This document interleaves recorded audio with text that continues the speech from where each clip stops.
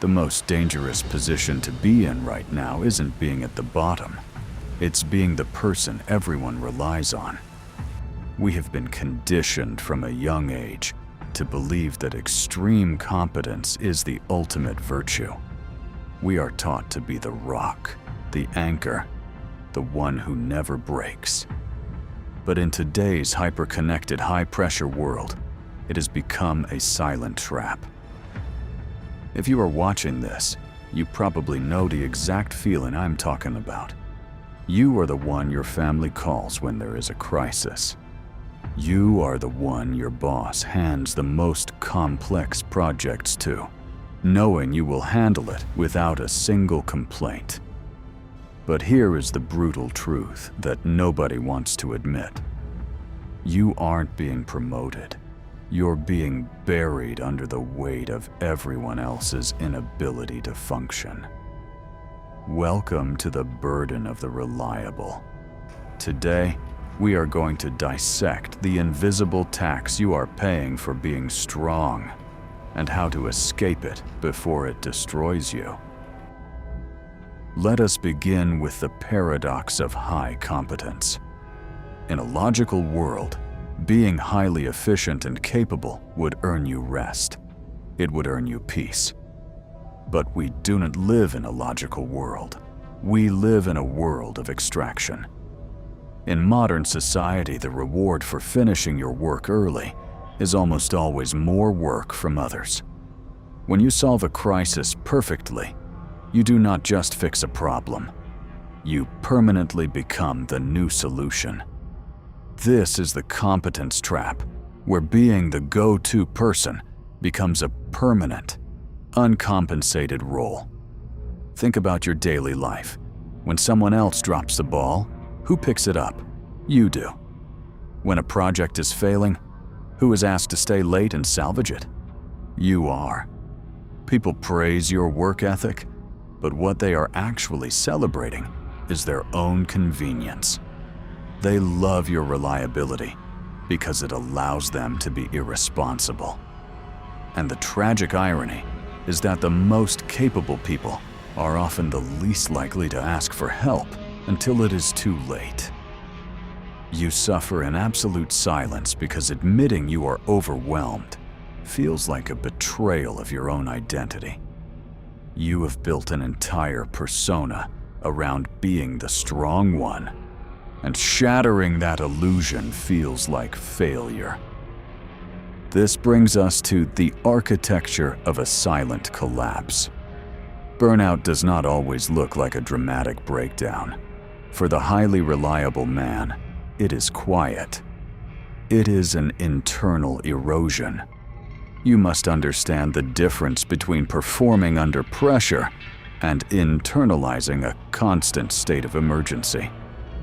Performing under pressure is temporary. You fight the battle, you win, and you rest. But when you are the anchor for everyone around you, the battle never ends. Your nervous system is perpetually locked in a state of high alert. Every day, you wake up and put on armor. There is a massive, invisible friction of maintaining a stoic exterior while managing a growing list of external dependencies. You smile, you nod, you say, "I will take care of it." But beneath that stoic exterior, there is a structural collapse happening that no one else can see. And because you are so good at hiding it, the absence of complaints is frequently mistaken for the absence of struggle by peers and leadership.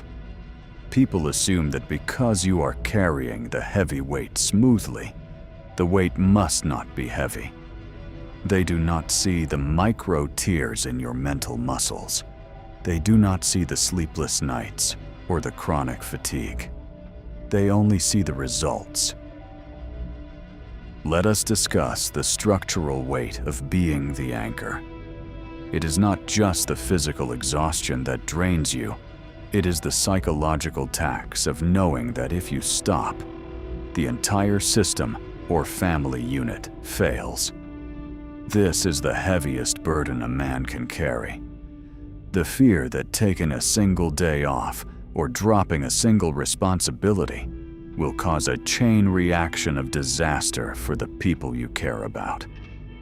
Over time, this leads to the erosion of personal identity, when your primary value is defined by your utility to others. You stop being a human being with your own desires, hobbies, and needs. You become a human doing. You become a utility belt. You look in the mirror, and you no longer see a man. You see a problem-solving machine. We must also acknowledge the physiological impact of long-term hyper-reliability in a modern, hyper-connected 2026 work environment. Your cortisol levels are permanently elevated. Your sleep is fragmented. You find yourself staring at screens, completely emotionally numb, unable to enjoy the silence you fought so hard to earn. This is not nobility. This is self-destruction disguised as duty. You might ask yourself, why do they keep giving me more? The answer lies in why systems exploit the willing. It is not necessarily malicious. It is human nature and organizational physics. Organizations and social circles subconsciously offload stress onto the path of least resistance. If manager has a critical task, they will not give it to the employee who complains, argues, or fails. They will give it to you, because giving it to you requires zero friction. You are the path of least resistance precisely because you are the strongest barrier against failure. Society perpetuates the myth of infinite capacity and why we fail to see the breaking point of our strongest assets. Because you have never broken before, they assume your capacity has no limit. They push and push and push, blindly ignoring the laws of human endurance. This leads to the unintended consequences of rewarding reliability with higher stakes instead of genuine rest. Instead of giving you a break for your excellent performance, they give you a bigger crisis to manage. Your reward for putting out the fire is being thrown into an even bigger inferno. So, how do we stop this? How do we escape the trap without losing everything we have built? We must focus on breaking the cycle of endless demands. Awareness is the first step, but action is the only cure. You must develop strategies for setting boundaries that protect personal capacity without destroying professional reputation. Setting a boundary does not mean throwing a tantrum. It means calmly stating your limits. It means saying, I can complete this project, but it will mean pausing these other 3 tasks. Which is the priority? You must force the system to make choices, rather than silently absorbing all the pressure yourself. You must also learn the importance of intentional inefficiency to prevent the expectation of constant perfection. Stop answering emails 5 minutes after they are sent. Stop volunteering for tasks before there is even a silence in the room. Let the silence hang. Let someone else feel the discomfort and step up. By being intentionally slightly slower to respond, you train the people around you to stop using you as their first line of defense. You force them to build their own competence. Finally, you need a roadmap for transitioning from being a structural anchor to a sustainable contributor. An anchor is heavy. It sits at the bottom of the ocean in the dark, holding a massive ship in place, while the ship gets to enjoy the sun and the breeze. You are not an anchor. You are a human being. Start delegating the weight. Allow others the dignity of making their own mistakes and solving their own problems. Reclaim your identity outside of your utility. You are paying an invisible tax for your own reliability. It is time to stop funding everyone else's comfort with your own sanity.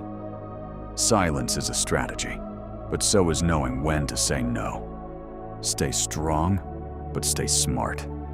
Enter the shadow, master your mind, and reclaim your peace.